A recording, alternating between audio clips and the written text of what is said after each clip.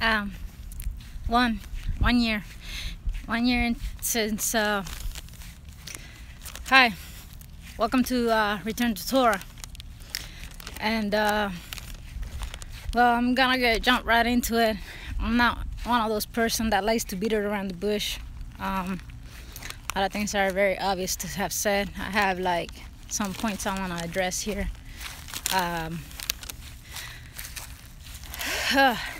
Well, I'm outside because it's a beautiful day. I already did this in Spanish, but I wanted to do it in English because I do have some English-speaking followers, and it's necessary. So it's 1 year since a Shabbat, since I come to the understanding of the fullness of the scriptures, that the Father is the one that opened up my eyes to it, and 1 year of keeping Shabbat too.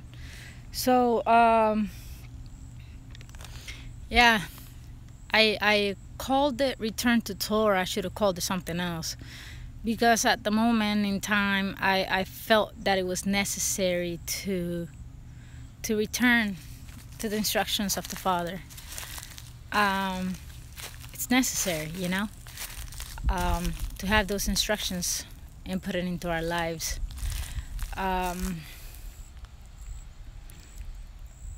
I'm not so sure on what to say in this particular point that is different than what I've normally said. A lot of things are going to be repetitive.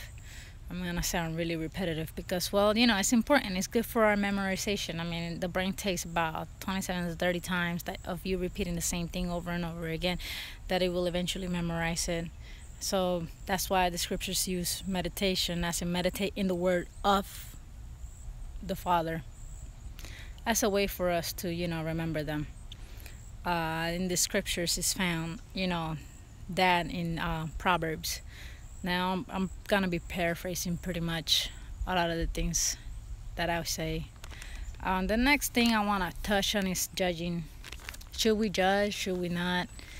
Now in this thing, in the Christian church, they have this, preconceived notion or a misconception that you shouldn't be judging somebody because the scripture says, don't judge. But is that really what it says? What does it say? Can you judge somebody? Can you not judge somebody? I think honestly that based on what the scriptures say, you should judge a person, because you judge whether or not you're gonna eat that sandwich or not, or you're gonna eat sandwich or hamburger or dirt, So how do you do this? Well, you go based on the scriptures for one, and the other one is based on the person's word. So if the word does not match their actions, to me, that person loses my respect. And not only do they lose my respect, their level of believability goes down immensely. So just so y'all know, because I posted it in the other video, and if y'all were to look, y'all will see that. But it's not time to break statues, yes, or yeah, statues, right? It's not the land, and it's not time yet. So not my place either. So not mine. So anyways, yeah, you don't do it. You don't judge a person harshly and out of character, or out of the fact that you want to slander them. You judge them by what they have said, and if they match what the scripture says, and whether or not their actions take a hold. So yeah, that's pretty much my belief in judging somebody or not judging somebody. I'm just gonna be talking, by the way, of a lot of different things that are on my mind of the late. Another thing is that I skipped, and the other one was purity and holiness. That's That's in my mind. um, I was listening that a lot of people consider purity or sanctification rather than holiness or sanctification. They take purity as a bad word, as a word that shouldn't be spoken. I'm not so sure that that should be necessarily true on what we should do, of speaking, of thinking of purity as in it's a word that we shouldn't be talking about, because we normally think about it for uh, pleasures and desires of the flesh and whatnot. Meaning, you know, copulating. There's a word for this that I can't get right now because it's not on my mind. Yeah, I know the word, but it's not there. Yeah. How pure are we, spiritually speaking? How pure are we in other areas of our life? You know, not just the intimacy part, you know? Not just talking about, hey, you know, watching certain things that shouldn't be. Either way, we must be walking towards that level of purity and that level of sanctification. The other thing I wanted to address is advice. Who are you taking advice from? You know, who's the person that is giving you the advice in your life? I believe that I probably should stop saying so many times, and just get on with it, right? When you have a council of people and you're trying to make a very important decision, you should at least have one person in your life that is unbiased. One, okay? That one person that is unbiased to be able to tell you things that you're not gonna want to hear. And guess what? That person is your real friend. That one person that is neutral is the one person you need to listen to. As long as that person is speaking from a biblical point of view, and is a person that is holy, and is a person sanctified, and it's a person that you understand that wants the best for you, then that person, I'm telling you right now, is the one person that you want to listen to when they tell you, hey, you've gone out of hand and you're not saying what you preach. So if that person is telling you, hey, you know what, you said this but you didn't do this and you didn't do that, that person's looking after you, after your benefit. So let me tell you, yeah, it hurts. The truth absolutely hurts. It hurts, extremely hurts. But you know what, I'd rather take that person over somebody that is trying to tell me, you know, I like this person and I'm a little biased, so they don't tell you this, you know, like that, but they're gonna tell you, yeah, go on, I think the decision that you're making of this or that is the best for you.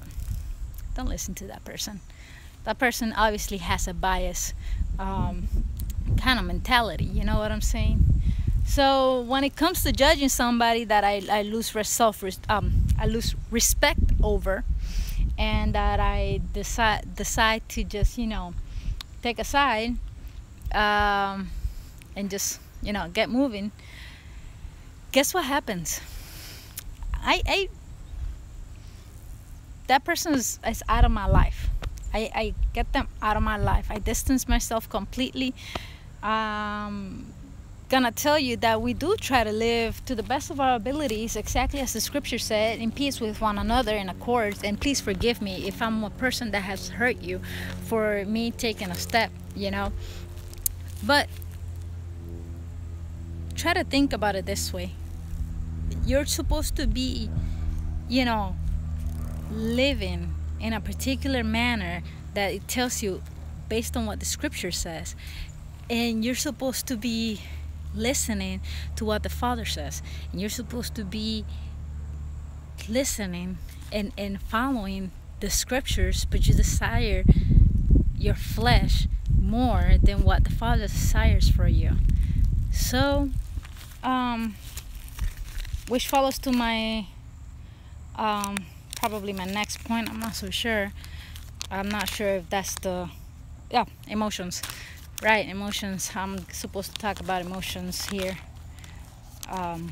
before I jump into the last part. Emotions are something interesting. We're not supposed to really live our lives based on that, and we're supposed to be self-control. And I'm trying to do this to the best of my abilities, to where I could be real about my feelings and not really be led by emotions. And it's really hard. I'm not perfect. I am extremely human. No one's seen that perfection yet until that time, that appointed time, in that season, whenever that appointed time is. And that season is fall. In case if y'all didn't know the season, we're supposed to at least know the season, and that's why we keep the feast. But we're supposed to live our life, lead our life in a way that is showing that we are self-control and temperance. And I'm not saying that I don't want to be real with you guys. I definitely, absolutely do. But it's kind of, and I'm not saying that I haven't. I obviously have sometimes gone off the handle, because I'm honestly passionate about what I believe in. I'm just trying to say, it's difficult. It's extremely difficult to be level-headed when you're normally not. So yeah, that's a few stuff that I wanted to address. The other one is the Father. How does the Father wants us to live our lives? We hear about all these things that Jesus, the one y'all call Jesus, lived through and whatnot and said and things like that. And one of those things is, he said in Matthew and in other Gospels, he said, to love thy neighbor as thyself. But he says something important. He said that it wasn't his words, and that's very important to know, that these words that come from Yeshua or Jesus, it's that he said that weren't his. Just like in the past before, Moses said these words were not mine. And so we see the correlation, how things correlate. They're one another. There's a picture of one another. Just like we are saved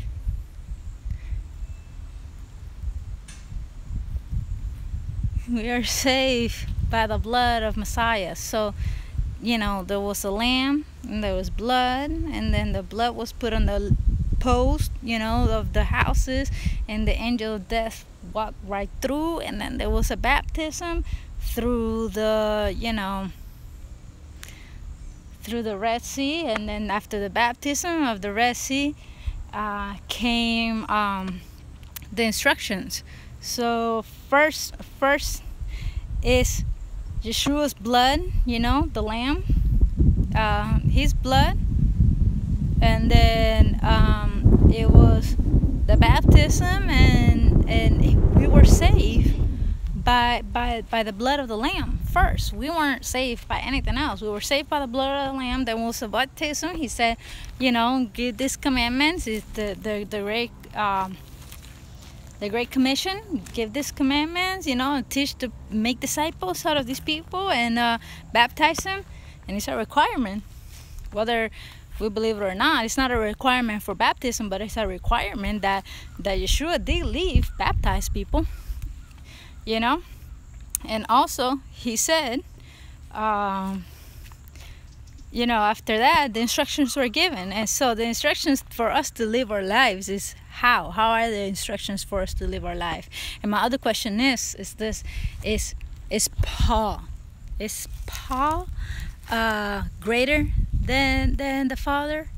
Is Paul greater than the Father? Is Paul overrules what the Father says, or was Paul trying to interpret the scriptures for others to be able to understand. Those that knew the law, those were the ones that, you know, Paul was speaking to. And that brings me to a very important thing here, that in which I'm gonna end up with, is Matthew. In the book of Matthew 5:17 through 19, Yeshua started saying that he did not come to abolish the law, or the prophets, right? Did not come to abolish the law or the prophet, but to fulfill and do that which was written. And because I don't have it memorized completely, I'm gonna go on to chapter 18:19, which says, well, wait, I probably am already at past 18:19. Okay. For verily I say unto you, till heaven and earth pass, one jot or one tittle shall not in wise pass from the law till it be fulfilled. Whoever therefore shall break one of these least commandments and shall teach men, so he shall be called the least in the kingdom of heaven. But whoever shall do and teach them, the same shall be called great in the kingdom of heaven. Well, that is it. I don't have a lot to say. It was just something short. Shabbat Shalom.